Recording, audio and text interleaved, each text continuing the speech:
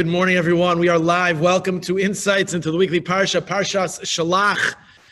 We have an action-packed Parsha. For those of you who would like to follow inside with me, our Parsha begins in the Art Scroll Blue Stone Chumash, page 798, and the Hebrew, page 799. Before we get started, we have three generous sponsors this morning.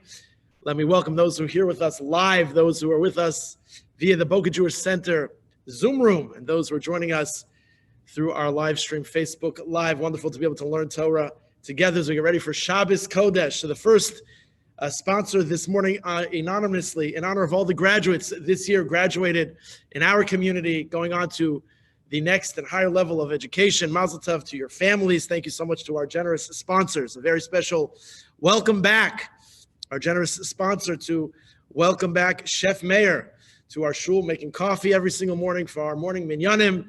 So great to have our beloved Buchenwald survivor doing what he does best, making sure that we are well fed, nourished, giving a cup of coffee, a cup of joe in the morning to be able to learn, to daven, but to see him alive and happy and doing what he does best. Thank you for that sponsorship. And finally, we have a very special mazel tov in shul this morning. Ariel Iger put on his tefillin for the very first time, laying beautifully. His bar mitzvah is this coming Shabbos. A very special mazel tov to the entire Iger family. Mazel tov Ariel on the Bo Bayom yesterday. Your family should have lots and lots of nachas. Thank you for the generous sponsorship as well. So our learning this morning, Parshas Shelach. We have a lot to do, a lot to discuss, a lot to be inspired, and how we can have application of practical usage of the timely lessons that are lessons for our life, lessons for living. So the drama unfolds rather quickly. Here we find ourselves juxtaposed from the end of Parshas Shelach, Parshas Ba'alosla rather. Now we are beginning of Parshas Shelach. The Meraglim, the spies, they return from the reconnaissance mission to the land of Israel. They come to Eretz Yisrael, and now they come with what we hope is going to be a report of positive. Look, we can go into the land, we can settle into the land of Canaan. The destiny, the narrative of the Jewish people, it's happening. It's in our moment. This is the time. This is the place. This is the space. This is our opportunity. But unfortunately, that was not meant to be. They come back from their mission from Eretz Yisrael to the people, and they give the disastrous report. V'sapru lo v'yomru bonu el ha'oretz asher shalachnu v'gam zavas chalav u'davash he v'zeh piri. You should know, it starts off pretty good. This is the land that you, Moshe Rabbeinu, you sent us to. It flows with milk and honey, like we like to say, Eretz Zavat Chalav U'Davash. It's a land that's exquisite, a land that flows with milk and honey. And this, V'zeh Pirya, this is what it has therein. You have to understand, this is the fruit. And look, what it seems to be, what we're hoping to be, this is glorious. However, this one word, Ephes, the but, however, and this is where things go downhill and go downhill in a hurry. Verse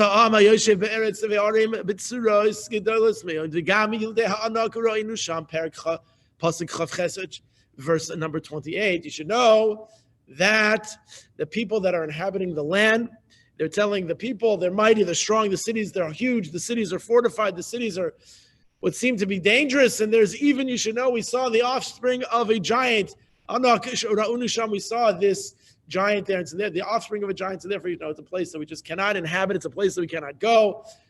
Amalekites are there, the Hittites, the Jebusites, the Amorites, the mountainous region, that's where they stand. And V'knani Yoshev Alayam V'al Yad Yarden, you should know the Canaanites, even themselves, they're mighty warriors, the people that we're not going to be able to stand against. These are people that are going to fight us in a strength that's not to be able to be matched. They stand alongside the Yarden, along the Jordan, and you should understand what that means. Since, Rashi tells it, since the Jewish people had already been burnt by Amalek, as it were, the spies mentioned it in order to frighten them. Medrash Tanchuma tells us that, you know, when you want to scare somebody, you want to frighten somebody, you know what you do is you remind them of the most frightening moment. And the frightening moment that they had was with Amalek. Of course, no, as we will read in Parshas Kiseitze, at the end of Parshas Kiseitze, we had in Parshas Shelach. Of course, we know the strength and the mighty, powerful battle that we wrote, with the raging war that we had with Amalek. So therefore, they are mentioning something that's going to frighten the people. It wasn't to encourage them. It wasn't to say Amalek, the Hittites, the Jebusites, the Canaanites are there. Don't worry. We have a Kadosh Baruch Hu. Anu Hashem, we have a Kadosh Baruch Hu. And therefore, these guys, they don't stand a chance. No. The reason why specifically they were told about Amalek's presence is there should be a pachad, there should be a fear, there should be a trembling, there should be a trepidation. That's what it was. So therefore, that's the report. It goes down fast. Pasuk Lamed, Pasuk 30. Vayaz Kolev es ha'amel Moshe, Kolev ben Yefuneh. And of course, Yoshua ben Nun, but Kalev, in this instance, he silences the people. Vayos, he silences them. He says, 1 second, no. What does he say? Now it's interesting, El Moshe, towards Moshe, because he was talking to Moshe, which seems to be in a little bit of a strengthened, harsh way.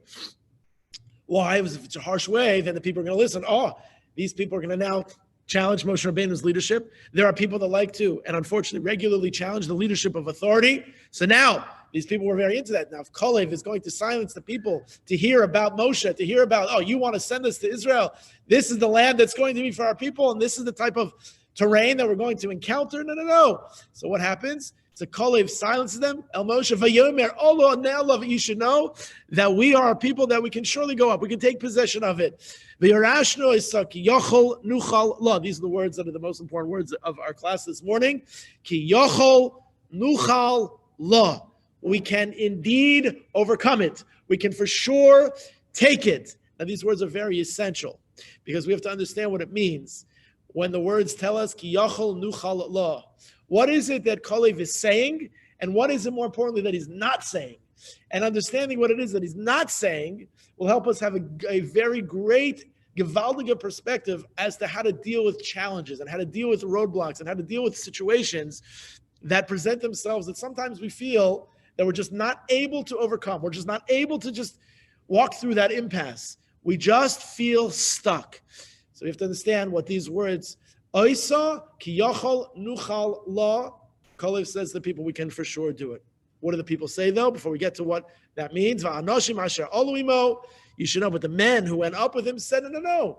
There was a group of people, they're all gathered, it's Kalev and the others, the Meraglim, the other spies, so they said, no. You think that we can go and take care of those guys? You think that we're going to be able to handle that terrain, the big cities, the fortified walls? You think we're going to be able to handle the descendants of a giant? What did they say? Amru lo nuchal la'alos el ha'am ki chazak hu mimenu. We can't go. We can't defeat them. We're not going to be able to beat them. They're stronger than we are. We're not going to be able to be victorious. And therefore, we have to understand that this is the battle between Kalev and Yoshua and the rest of the people, but specifically in this context between Kalev and the people. Kalev saying, no, if we want to do it, we could do it. The other people are saying, no, we can't do it. They're stronger than us. Here's the battle. The people, Klal Yisrael, are watching this conversation. Of course, we know what happens with these next just few words, a few sentences. The Meraglim created a storm of panic. They create a storm of anxiety. There's a huge amount of fear. They evoke the name of Amalek, and they scare with huge trepidation the Jewish people, the newly fledgling people. They want to go to Israel, and now they're terrified. So with this negative report about the dream that had guided our people since the times of Avraham Avinu was in peril of collapsing, we want to go there. Imagine, lahavdil, lahavdil, lahavdil, you have a plan to go on a vacation, a place to go, a land that you're going to journey in the frontier, you're going to see, and you have everything set, and you have so many weeks and months and years you're planning toward. Allah has kama v'kama. This is the destiny, the narrative of the Jewish people. Avraham Avinu, Abraham, our forefathers promised, this land is our land. It's your land. It's our people's land. It's Artseinu HaKadosha. The people have been for hundreds of years in servitude and bondage and slavery in Egypt, and now they're set free. They're now traveling the desert, and now they're all able to now enter into the land of Israel. And now we're going to stop. We're on the precipice of our salvation. We're on the precipice of our destiny. We're on the precipice of entering into our land. So what in the world is happening? Everything is like in this minute. You ever hear the phrase, the cookie is crumbling? The cookie is literally crumbling right before their face. One man, Kalev ben Yefuna, in this instance, in this conversation, he tries to control. He tries to do, what we call damage control. He doesn't know what to do. When somebody says something, and it's Lashon Hara, for example, right? We have at the end of last week's Parsha with Miriam and Lashon Hara and the laws of Lashon Hara. So the Gemara says, Maseches Ksuvos, that of course we know, every limb, every sinew, every vein, every part of a person's body was created for a tachlis, for a purpose. So what's the purpose of this little lobe, the end of your ear, the earlobe? So the Gemara tells us that the purpose of the lobe is to be able to sneak it inside to the ear canal. If you hear somebody say a little bit of Lashon Hara, you sneak it right into your ear canal, and I don't want to hear that. Or sometimes people like to say, Ani lo mikabel. I'm not mikabel. I don't accept the words you said. But here's the problem. By the time you get your fingers on your earlobe to stick it into your canal, probably more likely than not, you've already heard the Lashon Hara. You've already heard something you probably shouldn't have heard. If you walk around all day with Q-tips in your ears or your lobes in your ears, which is not the way we were created, then maybe you're off to a better start. But once you hear the Lashon Hara, once you hear the evil speech, so what are you supposed to do? Ani lo makabel. What do you mean not makabel? You heard it. What does it mean I'm not makabel? I'm not going to believe it. But unfortunately, most of us, if we're going to be brutally honest, we're very influenced by the things we see and certainly by the things we hear. That restaurant isn't good. The service is bad. The pizza's a little crusty. And the sauce is a little bit spicy. And the sushi, the fish it's not fresh. So what happens if you go there? The first, you'll choose to go there, and you've already have a jaundiced perspective of that business, of that person, of that company, of that community. That reputation has already preceded itself. So what does it mean I'm not Mekabel? That means that once the people were privy to this conversation, it wasn't happening b'chadrei chadorim. It didn't happen in a private office. It didn't happen in a private room. The conversation happened in front of a lot of people. So if the conversation happened in front of a lot of people, and the stakes were so high, now what's going to be?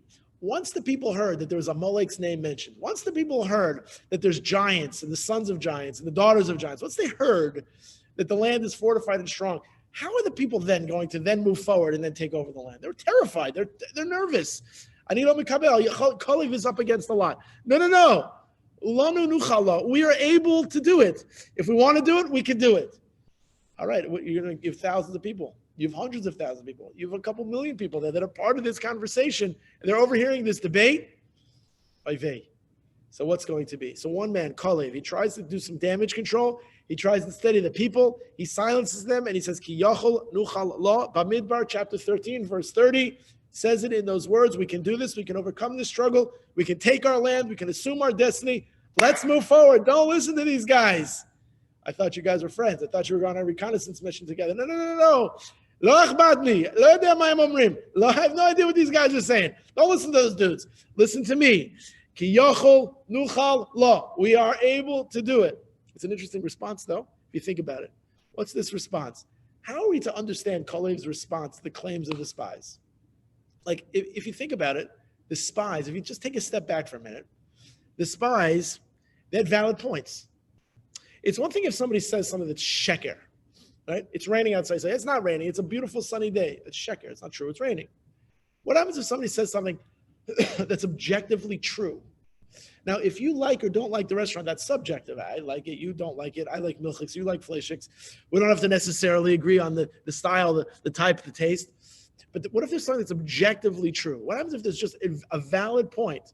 You see, with the mistake of the spies, it's not that they said something that was untruthful. Perhaps some disagree with that. But it's not that they said something that was not truthful.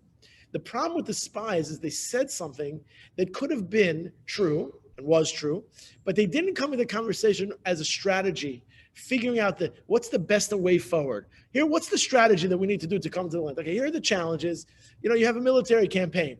It's not like the military campaign consists of, okay, here's the enemy, here's the terrain, here's the topography. They're going to lay down their arms. They're going to sit there for us to now go into your land, and we're going to take it, and there's going to be a non-hostile takeover. That's not what happens. They're fortified.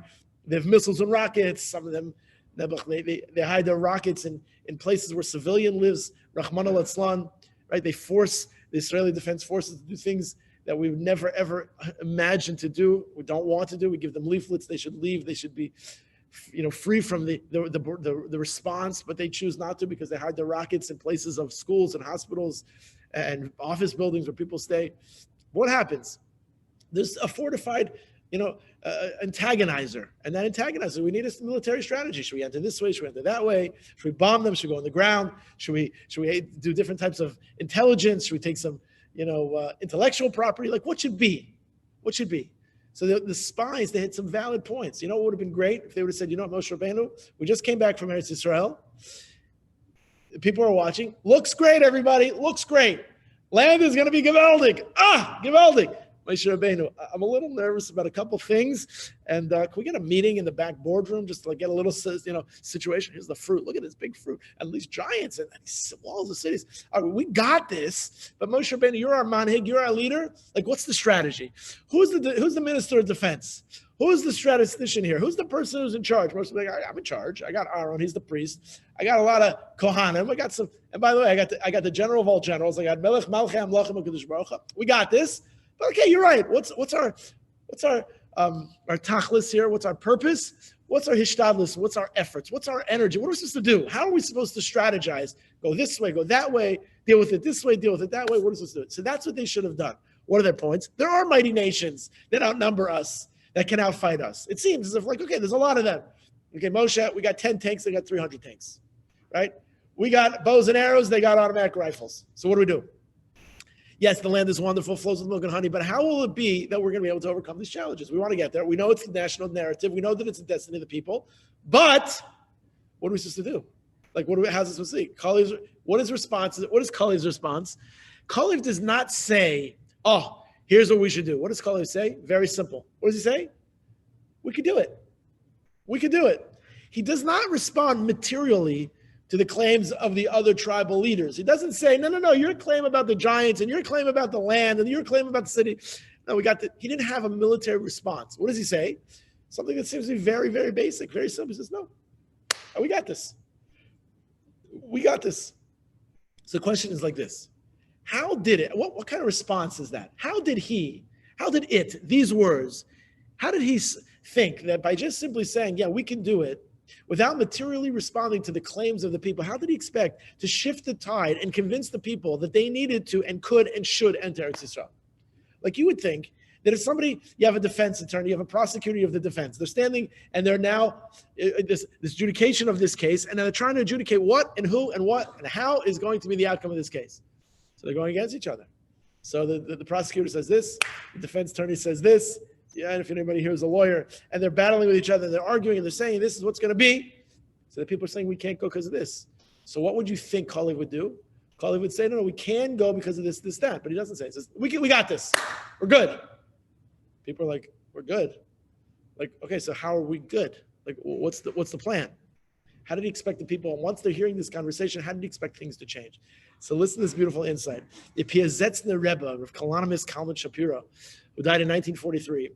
So the Rebbe spent 3 years in the Warsaw Ghetto. It's a very important little bit of history to understand who the Piazetzner Rebbe was. And on Shabbos, every single Shabbos, what he would do is he would give rousing divrei Torah. He would give to the people. You have to understand, in the 1940s, obviously everybody knows what happened and what was happening during the times. And he would, in the Warsaw Ghetto, give rousing divrei Torah, and he would lift the spirits of the people. They were very broken. They knew what was happening. Their families were in disarray. The war was happening. They knew that there were things that were happening to our people. Now, the divrei Torah that he shared, obviously it was on Shabbos. They didn't do this on Shabbos, but after Shabbos, they wrote down these divrei Torah and they put them in scraps of paper, and they buried these scraps of paper. You ever hear this before? They buried these scraps of paper in a canister inside the ghetto. They put them inside a canister inside the ghetto, and only after the war was this canister unearthed. They found it, and they compiled it, all of the writings and all of these teachings of the Piazetzner Rebbe into a sefer. And the name of that sefer is called Eish Kodesh. There's actually a shul in Woodmere. The Heilige Rav, Rabbi Moshe Weinberg, is the Rav. He's a manig. He's a Rav of all of us. Yeah. So the name of his shul is the Eish Kodesh. And the Piazetzner Rebbe was a huge amount of influence to him, to that community, to all of us. And so therefore, this sefer is called the Eish Kodesh. It's a collection. It's a pile of just the work that the Piazetzner Rebbe wrote, and it was compiled after it was found after the war, which is just extraordinary. So this is unbelievable. So on Shabbos, June 22nd, 1940, Parsha Shelach, the Rebbe addresses this very question. If the spies spoke with reason, saying that the people are aggressive and the cities are large and well fortified, why did Kalev not enter into a debate with them? Why does he try to demolish their argument with reasoning? Give me some material. Why did he limit himself to the simple statement, we must go forth? Give me some details. So listen to what the Rebbe explains. He explains that Kalev ben Yehuda was teaching us a very important yesod, a very important lesson for us to always remember that sometimes you have to believe that you can succeed even if you can't immediately see the path to success. You're not sure how it's going to work out. I might not have an answer for you how it's all going to play out. I don't know. You have a child who has a roadblock in school. You have a couple that has marital disarray. You have certain personal successes that you find are limited. You find certain spiritual roadblocks in your own personal communal life. There's certain things that you just feel you don't know how it's going to play out. But if you believe, says the Rebbe, that you are able to succeed, even if you can't immediately figure out how it's going, what are the details? What's the path? I'm not sure the specifics. You know that clearly it's obvious. God could have made this entire process much easier for all of us. Hashem could have struck fear into the hearts of the inhabitants of the land, right? They could have run, cause them to run away, let the Jewish people enter the land uninhabited. There should be a peaceful, non-hostile takeover of the land. HaKadosh Baruch Hu could have easily have driven out the Amalek and the Hittites. He could have caused the giants to kneel before the Jewish people. He could have caused this to happen very smooth. This is HaKadosh Baruch Hu, God we're talking about here. God didn't want that to happen. Why not? Very simple. Because HaKadosh Baruch Hu wanted us to see the challenges that lie before us and to believe in Him. And then to believe in ourselves, that once we believe in Him, that we are able to then get to where we need to get to, believe in our destiny, believe in ourselves, in our role in fulfilling that destiny. Hashem specifically wanted us to see those challenges. HaKadosh Baruch Hu wanted us to face those challenges in order for us to believe in ourselves. Hashem wanted us to see the challenges and believe that we should and would and could overcome them. Of course, we're talking about HaKadosh Baruch Hu. Go to the land of Israel. I promise you, Abraham, you, your descendants, the brisbane of Basarim, the covenant of the parts, it means that your people, my people, the Jewish people, are going to inhabit the land. So if that's the promise, here, where are the keys? I open the door. There's nobody here. You ever hear of the statement, the phrase, move-in condition? You like to buy a house. You don't want to have to renovate and knock it down and change walls and move the kitchen and do new plumbing.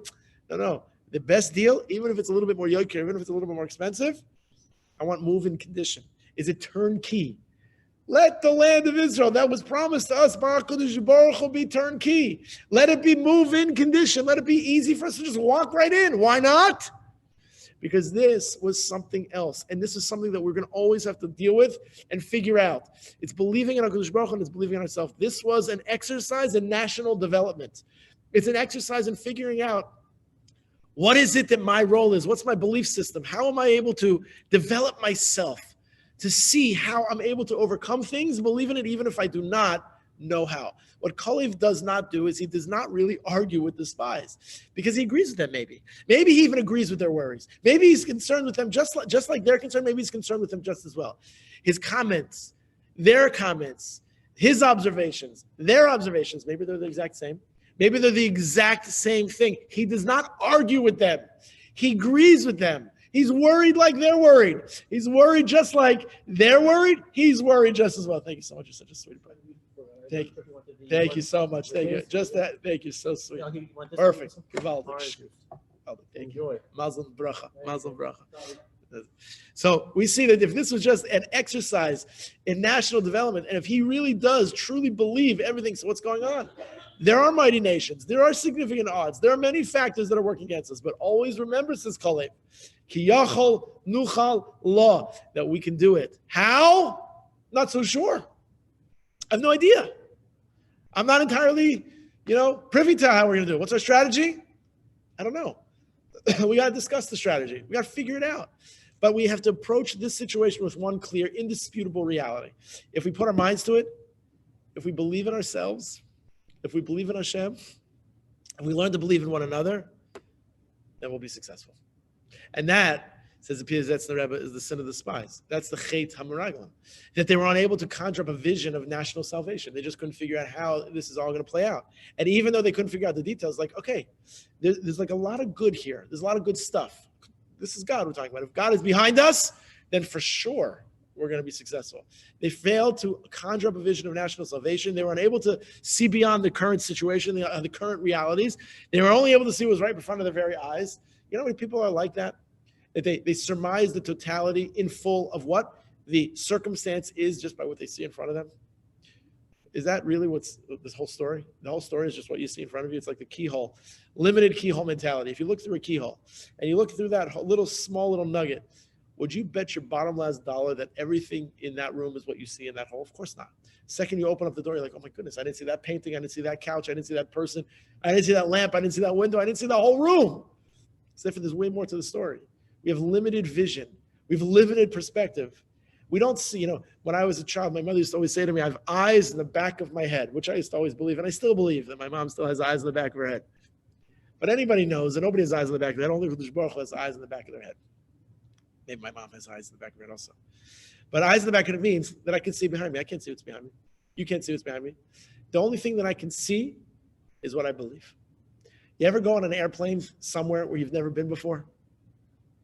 I'm sure there's been a time you've been somewhere, you've traveled, and you went somewhere, but you've never been there before. if you think about the logic of that, the intellectual logic of that, that means, what's an airplane? An airplane is an aluminum tin can that goes hundreds of miles an hour, 500 miles an hour, ungodly speed, like a rocket ship, zooms up in the air. Now, if anybody's ever been in a cockpit, I don't know about you, when I go into the cockpit with my kids, I myself quiz the pilots. Did you get enough sleep? Did you have a cup of coffee? Did you get into this fight with your spouse? It looks like a video game. I'm thinking to myself, like, do you know what you're doing here? Like, it's not like a car, so you're in an aluminum tin can. It's going 500 miles an hour. You're at 37,000 feet in the air. You're hanging in the clouds. We've reached our cruising altitude at 37,000 feet. 37,000 feet. I'm terrified. Are you kidding? An aluminum tin can? And then there's some turbulence, and you're going to go to a place that you've never gone before? Ladies and gentlemen, this is Captain speaking. The destination that we were intending to go, we just found out. We did a little bit of Google search, a little Waze, a little roadmap finding. Doesn't exist. You're like, oh, why didn't I think about that before I got into it? Why did I risk my life? And the answer is air travel is not risking your life. And B, is a way to verify the truth. And even if you don't know, you figure it out. That's the answer, which is that even though I might not necessarily know how it's all going to work out, I have reliable evidence. I have existential evidence that I'm able to rely on, that I'm able to have my belief dependent on, and therefore, I know that the destination that I'm going is a place that exists. I know that when I get on that airplane, even though I've never been there before, I know that I'm going to get there. I know that it's safe. Why? Because it's been proven, tried, and tested. Allah has kama v'kama, all the more so with God. Because Baruch Hu promises us the land. God promises to be with us in our midst. As long as we follow his ways, we're subservient to his commandments, and we live as we must.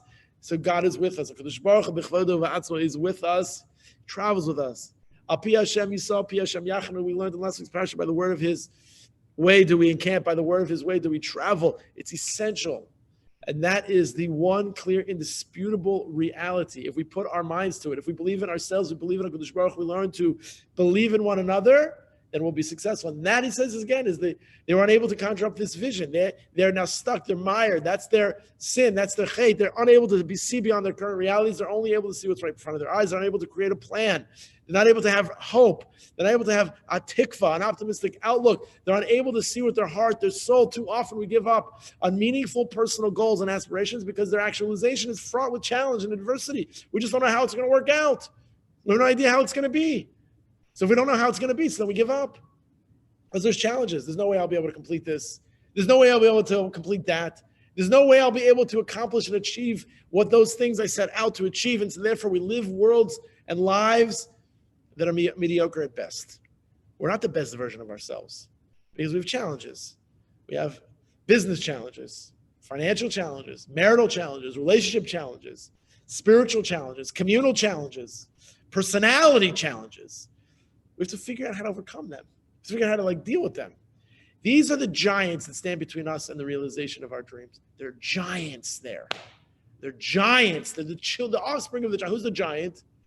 The giant is the giant that stands in the stead, in the way of, in between us, and the fulfillment and the realization of our dreams. We can't see a way around the difficulties and feel that we may be better served going back to our personal Egypt, the land of mediocrity, the land of underperformance. And so therefore, we can't see around the difficulties. And so therefore, what are we going to do? Let's go back to Egypt. That's what they say. That's what they say. You know what? We can't do this. Let's go back to Egypt. Go back to Egypt? You guys drunk? You guys totally lost? Go back to Egypt, the place of slavery and mediocrity, the place of underachievement, the place of underperformance, the place where you were decimated, where the land was decimated, a place where you had slavery for 210 years. And so we understand that Kalev's words are a rallying cry for every Jew. Ki yachol nuchal lo. That we can do it. We have to find the strength and we have to find the courage to create a vision of success, a vision of accomplishment. When we embark on a life initiative, we have to begin by visualizing what that success is going to look like. Like, how will that look? How will I look in 5 years? We have to believe in ourselves. We have to believe that we can rise to the occasion and accomplish what we know we must do, what we know we can do. I see myself as a Ben Torah. I see myself who can read Hebrew. I see myself who can be participatory in a community. I see myself who's a Ma'uri of Im Habrios, is able to connect to people in a different way. Our ancestors, they chose to ignore Kalev and admitted defeat in the face of the giants, in the face of the challenges that stood in their way. And our job, Tafshin Pei Aleph, 5781, 2021, where there's enormous chaos around us. A pandemic that we are hopefully, please God, and Hashem, fully coming out of. World chaos, wars, our land of Israel being challenged and being attacked. Inland here in the United States also. I mean, the security and the serenity that we once felt was not claimable in the world of challenge. And therefore, look what's happening around us. Ki yachol, nuchal, law. This is the remedy. This is the tikkun. This is the exercise of how we can do it. This is what Kalev ben Yefuna is not only saying to them who are standing there. It's these words, these 4 words that are talking to us now. Ki yachol, nuchal, law. You can do it. So the question is, how can we do it? How will we do it? And the answer is, there's so many different suggestions, but I'm going to share with you one very powerful answer. It's what I call watching the videotape. I was watching the videotape or the art of visualization. It's an amazing book. And the name of the book is called Essentialism.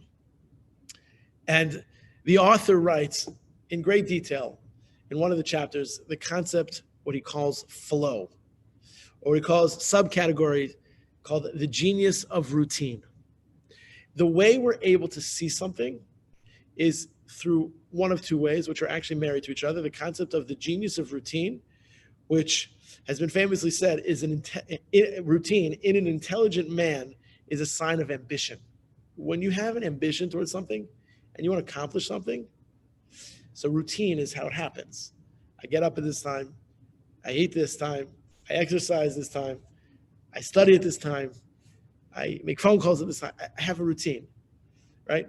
When you have a routine, you're humming. You're zipping along. You're doing in life what you're supposed to do. When the second you get out of routine, I haven't exercised. You ever find yourself saying, I haven't exercised in like a week. I was supposed to start my diet last week. I'm going to start. Thank goodness for Sundays, by the way. If you didn't have a Sunday, Monday, we would never, ever restart. Sundays are like restart. I call them restart Sundays. All right, I'll catch it on Sunday. I didn't do my routine. I'll do it on Sunday. I didn't health this week. All right, we'll get through Shabbos. I'll cheat a little bit more on Sunday. We're fresh. Sunday, Monday rolls around. You're like, I have a busy schedule. Let me hit next Sunday, right? Routine is essential. Now, this is very important to understanding. Not just is it about routine, but listen to this, because the routine dovetails into the next part of it and seeing it. It's go to the videotape. Now, we know that for years, everybody knows the name Michael Phelps, right? Michael Phelps, Olympic gold winning champion. For years before the Olympics, before Olympic swimmer, Michael Phelps won gold in the 2008 Beijing Olympics. He followed the same routine at every single race. Imagine you did this. There's no reason why we as Jews can't do this. He arrived 2 hours early. That's a Mishnah in Brachos. The Mishnah says the Hasidim Arishonim, that the early pious ones would arrive to davening sha'achas lifnei tefillah. Okay, not 2 hours, but they probably would go 2 hours also. Sha'achas lifnei tefillah, 1 hour. We go 1 hour early. It says he would come 2 hours early. We should come 3 hours early then. He would stretch. He would loosen up. He would do a certain pattern. He would do certain freestyles. He would do kicking with the kickboard, 100, 400 pulling a buoy. He did a lot of different races, different things that he would do to get himself ready. This is what he did every single day. After the warm-up, he would dry off. He would put his earphones. He would sit. He would never lie down on a massage table. And from that moment, his coach wouldn't speak a word with him until after the race was over. It was like clockwork. It was like exactly the same thing. At 45 minutes before the race, he would put on his race suit. 30 minutes, he would get into the warm-up pool and do 600 to 800 meters. With 10 minutes to go, he would walk to the ready room. He would find a seat alone. He would never sit next to anyone. He liked to keep the seats on both sides of him clear for his things, his goggles. On one side, his towel. On the other side, when the race was called, he would walk to the blocks. And it's literally like straight. Same thing. There he would do what he would always do. He did 2 stretches.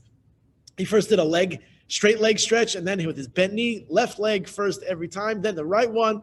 The right earbud would come out, then he would take the left one out. When they called his name, he would take the left one out only after they called his name. He would step onto the block. Now, some people would call this OCD, but he did the same thing every single time. It was his routine. Then he would stand and flap his arms in such a way, and he would hit, and his hands hit his back. He would do a whole thing. If you watch, and if you do a little Google search, you'll see that he had the exact same routine. That's what the author writes in this book. And he says, it's just routine. It's my routine. It's the routine I've gone through my entire life. Now, some again would say it's OCD. He says it's routine. I'm not changing it. And that is that. And his coach, a man by the name of Bob Bauman. He designed this physical routine which helped him. He designed it with him. But that's not all, and this is essential to our learning to this morning. That's not all. He also gave Phelps a routine for what to think about when he slept, when he would go to bed at night, and what he should think about when he first would wake up in the morning. And he called it watching the videotape. This is what the coach said to Michael Phelps, watching the videotape. There was no actual tape, of course. It wasn't like a videotape that he would watch. We remember the VHS, the DVR, when it became a DVR. Remember like the cassettes they would put into those players, and we would, if we missed a show, we would be able to tape it and watch it later. Or we rented from Blockbuster. You'd be able to watch a show and be able to watch a movie. You'd be rented from those god-awful, those large things, which now today, if you show it to your kids, they're like, what kind of Stone Age dinosaur? You see dinosaurs also? So he gave him not only physical routine, but the videotape we should watch. There's no actual tape. The tape was a visualization of the perfect race. He said, I want you to imagine in your mind what the perfect race looks like. Exquisite detail, slow motion. Michael Phelps would visualize every moment, from his starting position, through each stroke, until he came out of the pool, victorious, with water dripping off of his face. This is what he saw in this visual, the optics, the videotape. His coach said, look at the videotape. He didn't do this mental routine occasionally. He did it every single day before he went to bed. Every single day when he woke up. For years. Every day he saw, this is how I'm on the block. This is my stroke. This is how I'm going to flip. This is how I'm going to come back. This is me on the champions board. I see myself as the winner. He did it when he went to sleep. He did it when he woke up. Not once, not twice, not a month, not 2 months, not a year. Years, many years, multiple years. He saw what he saw in this videotape all the time. He did it every day before he went to bed for years. When this Bob wanted to challenge him in practice, he would say, when he said push himself, he's trying to push him, he said, put in the videotape. And then he would push himself beyond his own limits. And eventually the mental routine was so deeply ingrained that he barely had to whisper the phrase, get to the videotape, get the videotape ready. And once he would get the videotape ready, he's able to imagine, to visualize. He's ready to hit play. And once he hit play, imagine you see yourself in such a way, you hit play. Oh, I see who I can become. I see myself as a champion. I see myself as an Olympic gold winner. I see myself as somebody who can accomplish. Now, when asked about the routine, the coach said, if you were to ask Michael what's going on in his head before the competition, he'd say he's not really thinking about anything. He was just following the program. But that's not true. It's more like his habits have taken over. When the race arrives, he's more halfway through the plan than he's already through it, right? That he's been victorious at every step. He's already through it. He already sees himself. He's already on there. He stretches. He stands. He hops off the platform. He does each of the strokes. He flips. He goes. Now, we know that he won 8 gold medals at the 2008 Beijing Olympics. And we have to understand that these feats are extraordinary.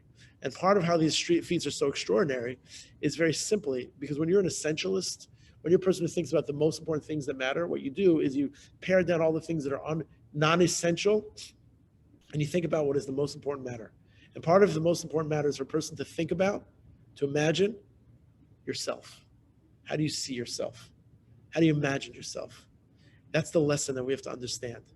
The lesson that we have to see ourselves is we have to understand that it's all about how we see ourselves. Ki yuchal duchallah. It's possible for you. That was what Kalev was saying to the people. If you see yourself doing it, if you're able to do it, if you believe in yourself, then you're going to make it happen. Michael Phelps was able to see himself as a champion before he even got out of bed in the morning. And that animated his whole day. Does that mean it's easy to become a trained athlete on that high level? Of course not. Hours in the pool, hours training, hours in the base medrash, hours in the base Knesset, hours working on your shalom bayis, hours working on your shmiras hamitzvos, hours and hours and hours and hours. But it begins with seeing yourself and all the possibilities that lie before you. And we understand that the reason why, as Rav Chaim Shmulevitz explains, that 40 days of scouting were themselves sinful, we understand, it wasn't just that the scouts were punished for when they came back and gave the report. They were punished for even before they left. Why?